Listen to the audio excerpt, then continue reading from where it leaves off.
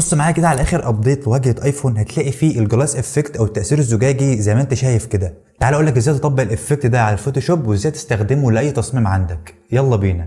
تفتح الفوتوشوب وتيجي على اداه الريكتانجل تول واعمل اي شكل انت عايز تطبق عليه الافكت. اختار مثلا الشكل ده واعمل له كيرف كده واضغط على لاير، كليك يمين واختار بلندنج اوبشنز. واول خطوه الفيل اوباسيتي هخليها صفر عشان اقدر اشوف الافكت. وهاجي على الستروك اخلي السايز 2 واختار من هنا اوت سايد والاوباسيتي اسيبها على 100. تاني خطوه هاجي على البيفل والستايل اختار منه اخر واحده ودي برضو اخليها سموث، والديبث مثلا اخليها 220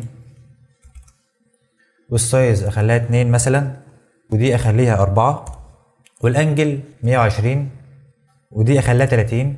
واختار من الافكتات دي الشكل ده مثلا، غير الشادو مود الاسود واطبق نفس الاعدادات دي. تالت خطوه هنيجي على الانر جلو نغير المود للسكرين والاوباسيتي 20 ونطبق نفس الاعدادات دي. نيجي على الاستايلات دي نختار الافكت ده ونخلي السايز 8 مثلا ونحرك السلايد ده نخليه على 70. رابع خطوه تاخد دبليكيت من الصوره دي وتخليها فوق الريكتانجل او الشيب اللي طبقنا عليه الافكت وتحولها لسمارت اوبجكت.